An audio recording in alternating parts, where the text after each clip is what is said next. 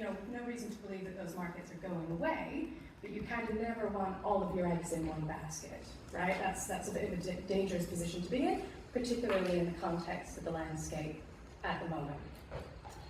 So, where else can you play if that's the situation that you're in? Obviously, online learning is not new, and a lot of institutions are doing it. UAL tiptoed into it during COVID with a kind of very few programs that were largely lift and shift, basically, and Teams delivery. But we know that the opportunity is much greater than that for the institution, right? So again, not stuff that you won't have seen before, but rising demand for higher education is not going to meet future supply.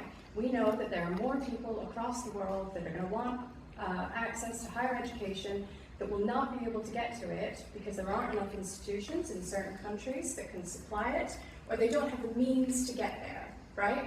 And not all of those people are going to have the ability to fly overseas to another country and study a qualification in person.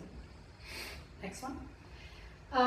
And the other aspect of this is that your traditional on-campus audience tends to represent a certain demographic of learners. Online learning can open up new opportunities, right? So learners tend to be older, they tend to be in employment that they're wanting to continue to pursue alongside their studies, and they tend to come from different regions of the world. So, we have a dependency on China.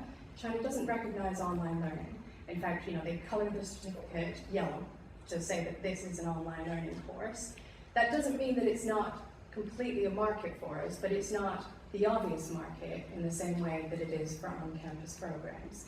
So you can kind of widen the spread of regions from which you can recruit students potentially with online learning. Next one.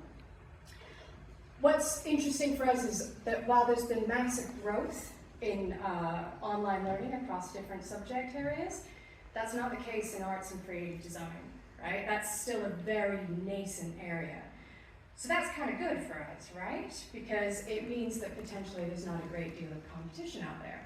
But what it also means is that there's not proven success to follow, right? So we're kind of having to take a look at this and break new ground.